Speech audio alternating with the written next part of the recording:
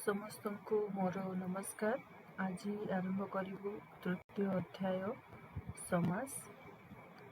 तो चलतु डेरी नक भिडियोटी को स्टार्ट करवा। देखो ये केते गुड़े उदाहरण आम प्रथम उदाहरण को देखा। यशोदा पुत्र निमित्त शोकरे अधीर हेले। पुत्र निमित्त शोक को आम कौन करछु? यशोदा पुत्र शोकरे अधीर हेले। से भाई ये कौन अच्छे? सुनारे तियारी हारटी झील को भारी मानुछि। आपको आम लिखिपर सुना हारटी झील को भारी मानुछि। शोक रूपक अग्नि मनीष शरीर को क्षीण कर दिए। शोकाग्नि मनीष शरीर को क्षीण कर दिए। चक्र अच्छी पानी रे जहार से महाभारत युद्धर कर्णधार अटंती। ताको हम कौन लिखु? चक्र पाणी महाभारत युद्धर कर्णधार अटंती। तो ये जो वाक्य गुड़ी को आम आलोचना कलु, जो वाक्य गुड़िक अच्छी क और ख वाक्य दुई जनकर अर्थ सामान। ख और ग और घ ये दुईट वाक्यर अर्थ सामान। छ और च एगुड़िकर वाक्यर अर्थ होउछि समान। किंतु एठी जो लिखा है पुत्र निमित्त शोक ताकू कौन कर दिया है? पुत्र शोक करके आम लिखिचु। सुनारे तियारी हार ताकू सुनाहार करके लिखिचु। शोक रूपक अग्नि को शोकाग्नि बोली लिखाई। चक्र अच्छी पानी रे जहार ताकू आम कौन चक्र पानी बोली लिखिचु। तो एथिरो आम देखिलु जे परस्पर संपर्क थिबा एकाधिक पद को मिसेई एक पदरे परिणत करा जाई पारुछि। फलरे वाक्यटी छोट होई पारुछि और स्मृति मधुर मध्य हेउछि। तेणु व्याकरण शास्त्र रे एही प्रक्रिया को समास बोली कहा जाए। तो एथिरो आम जानिलु जे परस्पर संबंध थिबा दुई बा ततोधिक पद को एक पदरे परिणत करिवार नाम हेउछि समास। तो समास को आम कौन कहि परिबा? परस्पर संबंध थिबा दुई बा ततोधिक पद को एक पदरे परिणत करिवार नाम हेउछि समास। समास प्रक्रिया रे आमे समास जते बेले बुझिबु सेते देखिबु कि मुख्य गुड़िक मुख्य शब्द गुड़िक कौन? समस्त पद, पूर्व पद, पर पद बा उत्तर पद, समस्यमान पद और विग्रह वाक्य ये पद गुड़िक से व्यवहृत होता है। तो प्रथमे आम जानिबा समस्त पद कौन? समास रे पद गुड़िक मिलित हेबा परे जेउ पद सृष्टि हुए ताको समस्त पद बोली कहा जाए। जेमितिका सिंह चिन्हित आसन, सिंहासन। तो सिंहासन एठी कौन होची? समस्त पद। एथिरे कौन? समस्त पद गुड़िक मिलित हेबा परे एक नूतन पद सृष्टि होची ताहाकू कौन कहा जाउची? समस्त पद। एथिरे सिंह हेउची पूर्व पद, आसन हेउची पर पद बा उत्तर पद। तापर देखिबा हम कौन? समस्यमान पद। समस्यमान पद कौन? सिंहासन। सिंहासन जो आमे लिखिलु सिंह चिन्हित आसन सिंहासन समस्त पदरे सिंह गोटे समस्यमान पद आउ आसन आउ गोटे एक समस्यमान पद। पूर्व पद ये जो सिंह आउ आसन ये गोटे समस्यमान पद, ये मध्य गोटे समस्यमान पद। जो पद गुड़िकर मिश्रण रे समस्त पद गठित हुए से पद गुड़ी को समस्यमान पद बोली कहा जाए। तो एगुड़ी को आम समस्यमान पद बोली कहूचु। तापर जानिबा कौन? विग्रह वाक्य। विग्रह वाक्य होची समास अंतर्गत पद मानकर परस्पर संबंध जानिबा पाई जो वाक्य गढ़ा जाए ताकू विग्रह वाक्य बोली कहा जाए। विग्रह वाक्य को व्यास वाक्य बा समास वाक्य बोली मध्य कहा जाए। तो एटा कौन जानिबा? समास अंतर्गत पद मानकर परस्पर संबंध जानिबा पाई जो वाक्य गढ़ा जाए। सिंह चिन्हित आसन ताकू आम जानिबा जो वाक्यटी को गढ़िलु ताकू विग्रह वाक्य बा समास वाक्य बोली कहा जाए। ସମାସର ପ୍ରକାର ଭେଦ। ସମାସକୁ ସାଧାରଣତଃ 6 ଭାଗରେ ବିଭକ୍ତ କରାଯାଇଛି, ଯଥା ତତ୍ପୁରୁଷ, କର୍ମଧାରୟ, ଦିଗୁ, ଦ୍ୱନ୍ଦ୍ୱ, ବହୁବ୍ରୀ ଓ ଅବ୍ୟୟୀ ଭାବ। ତତ୍ପୁରୁଷ ସମାସ ଓ କର୍ମଧାରୟ ସମାସ এই ଦୁଇଟିରେ ଉତ୍ତର ପଦର ଅର୍ଥରେ ପ୍ରାଧାନ୍ୟ ରହୁଥିବାରୁ এই ଦୁଇଟିକୁ ଉତ୍ତର ପଦ ପ୍ରଧାନ ବୋଲି କୁହାଯାଏ। ମାନଙ୍କର ଉତ୍ତର ପଦ ଆମେ ଜାଣିଛୁ ପୂର୍ବ ପଦ, ଏଇଟାକୁ ପୂର୍ବ ପଦ କୁହାଗଲା, ଏଇଟା ହେଲା ଉତ୍ତର ପଦ, ଏଇଟା ହେଲା ପୂର୍ବ ପଦ। ତ ଯୋଉଠି ଉତ୍ତର ପଦର ପ୍ରାଧାନ୍ୟ ଅର୍ଥର ପ୍ରଧାନ ରହେ ତାହାକୁ ଆମେ ତତ୍ପୁରୁଷ ଏବଂ କର୍ମଧାରୟ ସମାସର ଅନ୍ତର୍ଗତ କରିଛୁ। ଦିଗୁ ଏବଂ ଅବ୍ୟୟୀ ଭାବ, ଦିଗୁ ସମାସ ଏବଂ ଅବ୍ୟୟୀ ଭାବ ସମାସକୁ ଦ୍ୱନ୍ଦ୍ୱ ସମାସରେ ଉଭୟ ପଦ ବା ପ୍ରତ୍ୟେକ ପଦ, ଦିଗୁ ଏବଂ ଉଭୟ ଅବ୍ୟୟୀ ଭାବ ସମାସରେ ପୂର୍ବ ପଦ ପ୍ରଧାନ। ଏଟା ହେଲା ପୂର୍ବ ପଦ, এই ପୂର୍ବ ପଦ ଏଥିରେ ଅର୍ଥ ତାର ପ୍ରଧାନ, ତେଣୁ ଏହି ଦୁଇଟିକୁ ଆମେ କ'ଣ ପୂର୍ବ ପଦର ପ୍ରଧାନ ଅର୍ଥ ଦ୍ୱାରା ତାକୁ ଆମେ ଦେଖିବୁ। ତାପରେ ରହିଛି ଦ୍ୱନ୍ଦ୍ୱ ସମାସରେ ଉଭୟ ପଦ। ଦ୍ୱନ୍ଦ୍ୱ ସମାସରେ କ'ଣ ଉଭୟ ପଦ, ପୂର୍ବ ପଦ ଏବଂ ଉତ୍ତର ପଦ ପ୍ରତ୍ୟେକ ପଦର ଅର୍ଥ ପ୍ରଧାନ ରହିଛି, କିନ୍ତୁ ବହୁବ୍ରୀ ସମାସରେ କୌଣସି ସମସ୍ୟମାନ ପଦର ଅର୍ଥ ଉପରେ ପ୍ରାଧାନ୍ୟ ଦିଆଯାଇନ ସ୍ୱତନ୍ତ୍ର ଅର୍ଥ ଉପରେ ଗୁରୁତ୍ୱ ଦିଆଯାଇଥାଏ, ଏହାକୁ ଅନ୍ୟ ଅର୍ଥ କୁହାଯାଏ।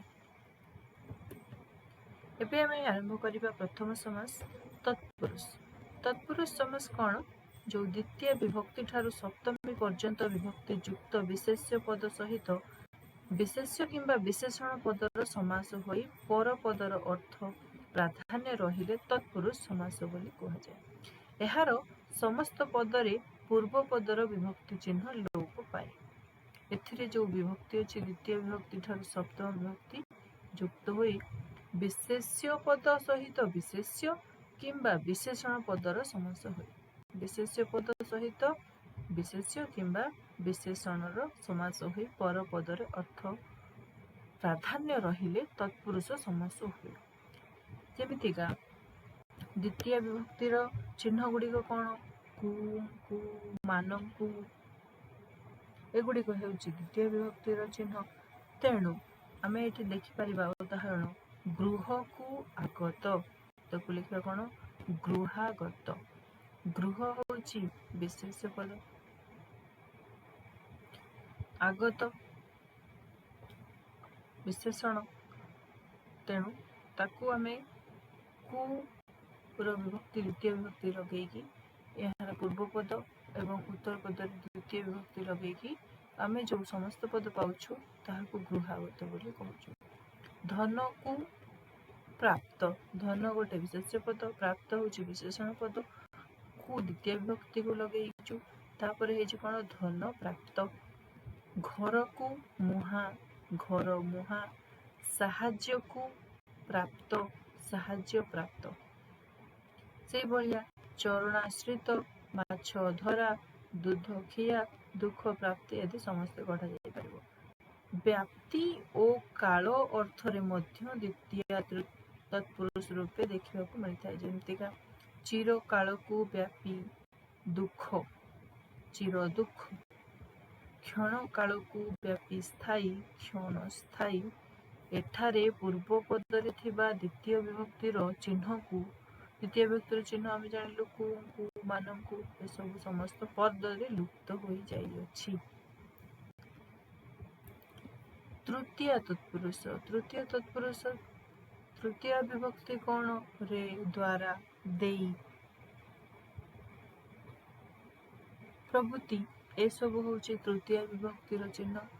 ତ ଆମେ ତାକୁ ଦେଖିବୁ, ଲେଖା ହେଇଛି ରେ, ଦ୍ୱାରା, ଦେଇ, ସ୍ୱର ଦ୍ୱାରା ଆହତ, ସ୍ୱରାହତ। ବିଦ୍ୟାରେ ହୀନ, ବିଦ୍ୟାହୀନ। ମାଙ୍କଡ଼ ଦ୍ୱାରା ଖିଆ, ମାଙ୍କଡ଼ ଦ୍ୱାରା ଖିଆ, ମାଙ୍କଡ଼ ଖିଆ। ସେହିପରି ଅଗ୍ନିଦଗ୍ଧ, ଜଳଶୂନ୍ୟ, ମନଗଢ଼ା, ହାତକଟା, ଶୋକାକୁଳ, ତନ୍ତବୁଣା, ଭଗାରି ଘସା, କାଳିଦାସ ରଚିତ ଆଦି ସମାସ ଗଢ଼ା ଯାଇପାରିବ। ଚତୁର୍ଥୀ ତତ୍ପୁରୁଷ। ଚତୁର୍ଥୀ ବିଭକ୍ତି ଚିହ୍ନ ଗୁଡ଼ିକ କ'ଣ? କୁ, କୁ, ନିମିତ୍ତ, ପାଇଁ ଏସବୁ ହେଉଛି ଚତୁର୍ଥୀ ବିଭକ୍ତିର ଚିହ୍ନ। ତେଣୁ ଏଠି ଦେଖନ୍ତୁ ଉଦାହରଣ କ'ଣ ଲେଖାଯାଇଛି? ପୁତ୍ର ନିମିତ୍ତ ଶୋକ, ପୁତ୍ର ନିମିତ୍ତ ଶୋକ, ପୁତ୍ର ଶୋକ। ରଙ୍ଗ ନିମିତ୍ତ ମଞ୍ଚ, ରଙ୍ଗ ମଞ୍ଚ। ଦେବଙ୍କୁ ଅର୍ପିତ, ଦେବାର୍ପିତ। ସେହିପରି ଧର୍ମପତ୍ନୀ, ଛତା କନା, ପିଇବା ପାଣି, ମନ ରୁଚା ଆଦି ସମାସ ଗଢ଼ା ଯାଇପାରିବ। ପଞ୍ଚମୀ ତତ୍ପୁରୁଷ। ପଞ୍ଚମୀ ବିଭକ୍ତିର ଚିହ୍ନ ଗୁଡ଼ିକ କ'ଣ? ରୁ, ଠାରୁ ଏସବୁ, ରୁ, ଠାରୁ, ଠିରୁ ଏସବୁ ହେଉଛି ପଞ୍ଚମୀ ବିଭକ୍ତିର ଚିହ୍ନ। ତେଣୁ ପଞ୍ଚମୀ ବିଭକ୍ତିରେ କ'ଣ ଲେଖାଯାଇଛି? ବୃକ୍ଷରୁ ପତିତ, ବୃକ୍ଷ ପତିତ। ବିଦେଶରୁ ଆଗତ, ବିଦେଶାଗତ। ସେହିପରି ଆମେ କ'ଣ? ଗୋଠ ଖଣ୍ଡିଆ, ଧର୍ମ ଛଡ଼ା, ରୋଗମୁକ୍ତ, ଗଛ ତୋଳା, ଜନ୍ମାନ୍ଧ ଆଦି ପୂର୍ବ ପଦରେ ପଞ୍ଚମୀ ବିଭକ୍ତିର ରୁ ଲୋପ ପାଇକି ଏସବୁ ଗଢ଼ା ଯାଇଛି। ଷଷ୍ଠୀ ତତ୍ପୁରୁଷ। ଷଷ୍ଠୀ ତ କ'ଣ ଚିହ୍ନ? ରଙ୍କର, ମାନଙ୍କର ଏସବୁ ହେଉଛି ଷଷ୍ଠୀ ବିଭକ୍ତିର ଚିହ୍ନ। ତେଣୁ ଗାଁର ମୁଣ୍ଡ, ଗାଁ ମୁଣ୍ଡ। ନଦୀର ଜଳ, ନଦୀ ଜଳ। ସେପରି ନାରୀର ଶିକ୍ଷା, ନାରୀ ଶିକ୍ଷା। ପ୍ରଜାର ତନ୍ତ୍ର, ପ୍ରଜାତନ୍ତ୍ର। କର୍ମର ଫଳ, କର୍ମଫଳ। ମାତୃଭାଷା, ମାତୃଭାଷା। ମାନବର ଧର୍ମ, ମାନବ ଧର୍ମ। ଯୁବକର ସଂଘ, ଯୁବକ ସଂଘ ଆଦି ଷଷ୍ଠୀ ତତ୍ପୁରୁଷ ତିଆରି ହୋଇଛି। ଅର୍ଦ୍ଧ, ମଧ୍ୟ, ପୂର୍ବ, ଅପର ପ୍ରଭୃତି ପଦ ସମସ୍ତ ପଦରେ ପୂର୍ବପଦ ହୋଇଥାଏ। ଯେମିତି ଚନ୍ଦ୍ରର ଅର୍ଦ୍ଧ, ଅର୍ଦ୍ଧ ଚନ୍ଦ୍ର। ନଈର ମଝି, ମଝି ନଈ। ଅହନର ମଧ୍ୟ, ମଧ୍ୟାହ୍ନ। ରାତ୍ରିର ମଧ୍ୟ, ମଧ୍ୟରାତ୍ର। ଅହନର ପୂର୍ବ, ପୂର୍ବାହ୍ନ। ଅହନର ଅପର, ଅପରାହ୍ନ। ଏଇଟା ହେଉଛି ଅର୍ଦ୍ଧ, ମଧ୍ୟ, ପୂର୍ବ ଆଦି ପୂର୍ବ ପଦରେ ବ୍ୟବହୃତ ହୋଇ ସମାସ ଗଠିତ କରାଯାଇଛି। ଏବେ ଷଷ୍ଠୀ ତତ୍ପୁରୁଷ ସମାସରେ ରାଜା ଶବ୍ଦର ସମସ୍ତ ପଦରେ ରାଜରେ ପରିଣତ ହୁଏ। ଯେମିତି ହଂସ ମାନଙ୍କର ରାଜା, ରାଜହଂସ। ପଥ ମାନଙ୍କର ରାଜା, ରାଜପଥ। ରାଜାଙ୍କର ପୁତ୍ର, ରାଜପୁତ୍ର। ମଗଧର ରାଜା, ମଗଧରାଜ। ସେହିପରି ରାଜନୀତି। ସ୍ତ୍ରୀଲିଙ୍ଗବାଚକ ଶବ୍ଦ ସମସ୍ତ ପଦରେ ପୁଲିଙ୍ଗରେ ରୂପାନ୍ତରିତ ହୋଇଥାଏ। ଯେମିତିକା ହଂସୀର ଡିମ୍ବ, ହଂସ ଡିମ୍ବ। ଛାଗୀର ଦୁଗ୍ଧ, ଛାଗ ଦୁଗ୍ଧ। ଏବେ ଦେଖିବା ସପ୍ତମୀ ତତ୍ପୁରୁଷ। ସପ୍ତମୀ ବିଭକ୍ତି ଗୁଡ଼ିକ କ'ଣ କ'ଣ? ରେ, ଠାରେ, ଠି ଏସବୁ ହେଉଛି ସପ୍ତମୀର ବିଭକ୍ତିର ଚିହ୍ନ। ରେ, ଠାରେ, ଠି। ତ ଏଠି ଲେଖାଯାଇଛି ସାହିତ୍ୟରେ ନିପୁଣ। ସାହିତ୍ୟ ହେଉଛି ବିଶେଷ୍ୟ, ନିପୁଣ ହେଉଛି ବିଶେଷଣ। ସାହିତ୍ୟରେ ନିପୁଣ, ସାହିତ୍ୟ ନିପୁଣ। ଗଣିତରେ ପଟୁ, ଗଣିତ ପଟୁ। ବିଦ୍ୟାରେ ନିପୁଣ, ବିଦ୍ୟା ନିପୁଣ। ଗଛରେ ପାଚିଲା, ଗଛ ପାଚିଲା। ଅରଣ୍ୟରେ ରୋଦନ, ଅରଣ୍ୟ ରୋଦନ। ଏଠାରେ ରେ ଲୋପ ପାଇ ସମସ୍ତ ଗଠିତ ହୋଇଛି।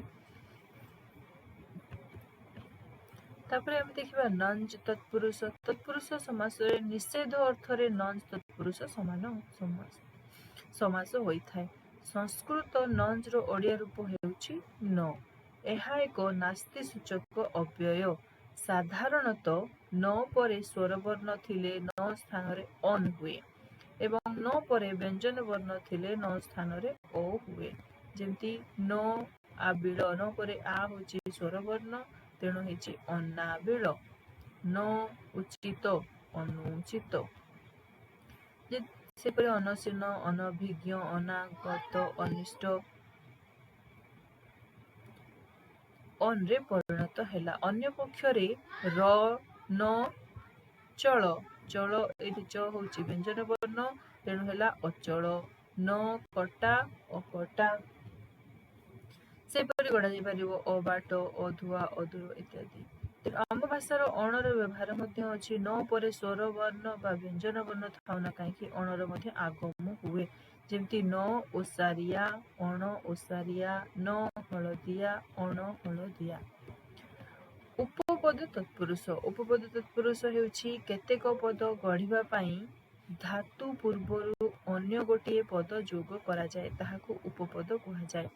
एपरि मधुपान करे जे से मधुप मधु पाई कूल बुड़ाए जे कूल बुड़ा।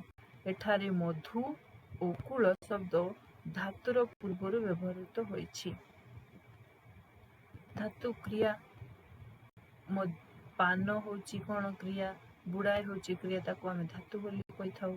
मधु कूल ए सब गोटे गोटे उपपद। तो एथिरो जणा गला उपपद सहित धातु अथवा क्रिया निष्पन्न अन्य पदर जेउ समास हुए ताकू उपपद तत्पुरुष समास बोली कुहा जाए।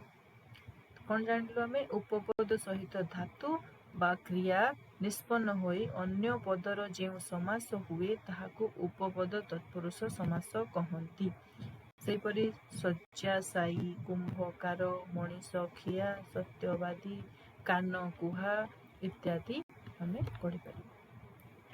तापरे आसला अलुक समास। अलुक समास कौन, एथिरे देखंतु गोटे उदाहरण युद्धि युद्धरे स्थिर युधिष्ठिर, युद्धरे स्थिर युधिष्ठिर।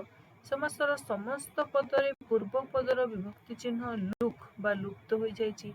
एठारे किंतु युद्धि सप्तमी विभक्ति होइथिले मध्य समस्त पदरे तार लुक बा लुप्त होई नाही, तेणु ताहा अलुप्त बा अलुक होई रहिछि। एथिरु जानिलु कि जेउ समासर समस्त पदरे विभक्ति चिन्ह लुप्त हुए नाही ताहाकू अलुक समास कहंती। समस्त पदरे विभक्ति चिन्ह लोप हुए नाही। युद्धि जेमती एठी आमे लिखिथिलु युद्धि, सेठी ताकू न लुप्त करि लिखिछु युधिष्ठिर। एपरि आमे लिखि परिबु बने बनरे, चरे बनचर बनेचर, अन्ते पास करे जे अन्ते बासी इत्यादि।